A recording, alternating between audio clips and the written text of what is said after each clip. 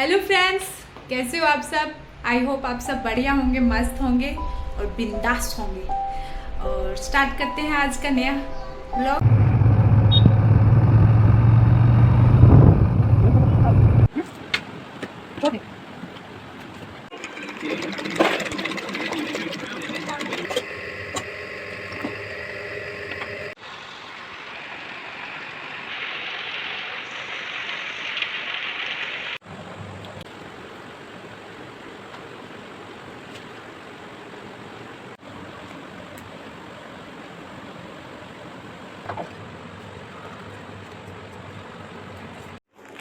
सुबह के 5:30 हो रहे हैं। मैं उठ चुकी हूँ एक नई ऊर्जा के साथ, एक नई उम्मीद के साथ।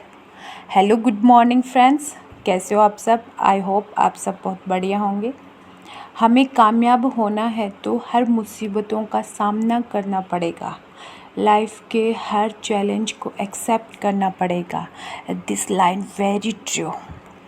डेली की तरह मैं जीरा वाटर के साथ अपनी स्टडी स्टार्ट करती हूँ, जिससे मुझे फ्रेश फील होता है और मेरा ब्रेन भी एक्टिव रहता है इस ड्रिंक से।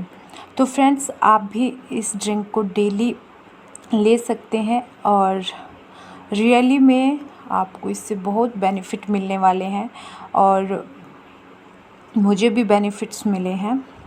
और फिर स्टार्ट करती हूँ आज का हिस्ट्री एंड कल्चर का मेरा मोस्ट इम्पॉर्टेंट टॉपिक है राजनीतिक एकीकरण। और इस टॉपिक से ना बहुत सारे क्वेश्चन आते हैं, कम से कम हर एग्ज़ाम में 2 क्वेश्चन तो ज़रूर ही आते हैं। तो गाइज, इस टॉपिक को मैं ना कम से कम 3 से 4 बार रिवीजन करूँगी ताकि मेरा एक क्वेश्चन भी आउट ना हो बाहर। आज से ना मैं एसआई का सिलेबस और 4th ग्रेड का भी सिलेबस जो मैं गूगल से डाउनलोड करके देख रही थी कि उसके जो जो भी टॉपिक सेम है, उन टॉपिक को मैं पहले मैक्सिमम टाइम दूंगी ताकि मेरा अच्छे से कवर हो जाए। और 4th ग्रेड के वैकेंसी गाइज उसके फॉर्म फिर से रीओपन होंगे। आप भी अप्लाई करना, जो भी मेरी बहन है और है ना 10th से 12th की है, तो उसको ज़रूर अप्लाई करना चाहिए इस फॉर्म को। कंपटीशन तो गाइज बहुत रहने वाला है। 26 लाख फॉर्म अप्लाई हुए हैं, लेकिन हमें तो एक सीट चाहिए। हमें क्या करना है। मैं डेली अपनी मॉर्निंग की स्टडीज़ तो मैं 1 से 1.5 घंटे तक कर लेती हूँ, क्योंकि गुन्नू सो रहा होता है, उसके बीच में अच्छे से कंप्लीट हो जाती है।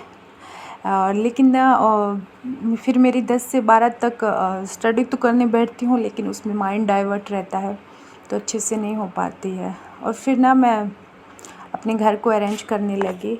बाहर बालकनी में भी झाड़ू वाड़ू लगा ली थी। घर में सबसे पहले बोलते हैं कि झाड़ू लगानी चाहिए, तो मैं झाड़ू तो लगा लेती हूँ। पोछा वगैरह बाद में लगा लेती हूँ, जब मेरे हस्बैंड ड्यूटी चले जाते हैं तब पोछा लगा लेती हूँ।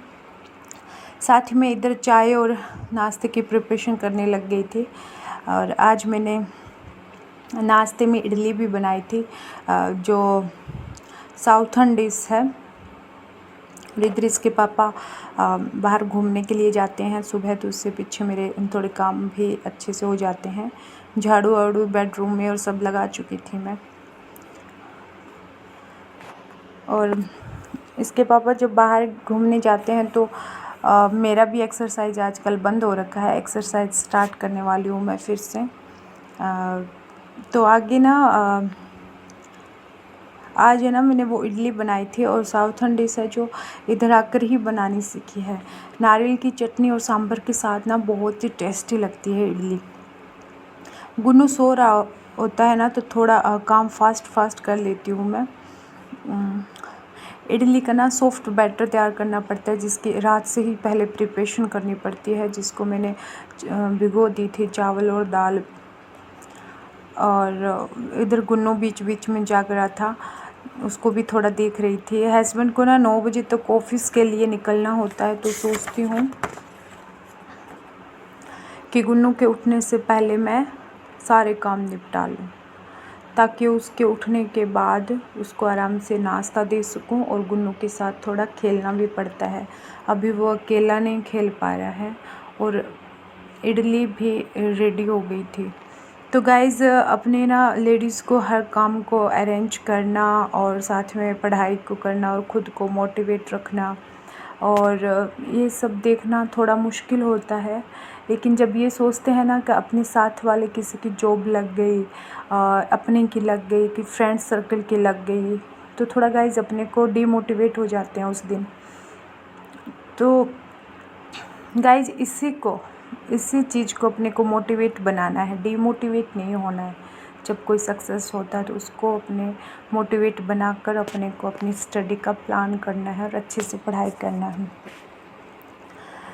तो ना इडली का बैटर बना रही थी, चाय भी बन गई थी और थोड़ा लंच का फिर मेरे को 11 बजे के बाद फिर से मुझे लंच का प्रिपरेशन करना है। तो 2 से 3 घंटे तो मेरे किचन में ही बीत जाते हैं। तो पढ़ाई का टाइम तो फिर दोपहर के बाद भी निकालना पड़ता है 3 से 4 बजे के बीच तक। और दोपहर में गुन्नू सो जाता है तो फिर मैं ट्राई करती हूँ कि 4-5 बजे तक। और मेरे हस्बैंड आके पूछ रहे थे कि नाश्ता रेडी हुआ कि नहीं हुआ, जल्दी लेके आ, लेट हो रहा हूँ, क्योंकि घूमते टाइम ज़्यादा टाइम लग गया था उनको घूमने में, बिजी हो जाते हैं। तो गाइज फिर हम दोनों ने अपनी चाय पी और इसके बाद मेरी इधर इडली रेडी हो गई। और मैं ना दूध एक साथ लेती हूँ ना, उसके गरम करके मलाई उतारती हूँ। और कौन कौन मलाई उतारता है और मलाई से घी कौन बनाता है, कमेंट करना। और फिर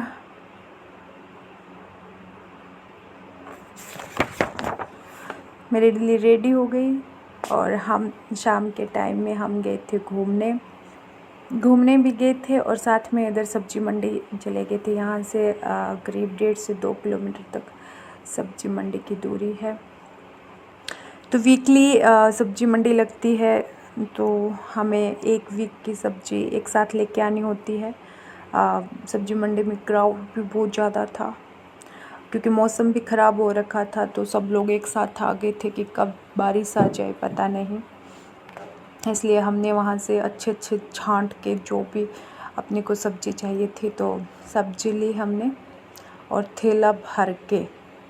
पूरा थैला भर के वीकली के लिए हम ये पूरा थैला भर के लेके आई थी मैं सब्ज़ी की, कि घर को वापसी आए। और वहाँ पे ट्रैफिक भी था, तो थोड़ी देर ट्रैफिक का वेट किया और फिर घर आ गए।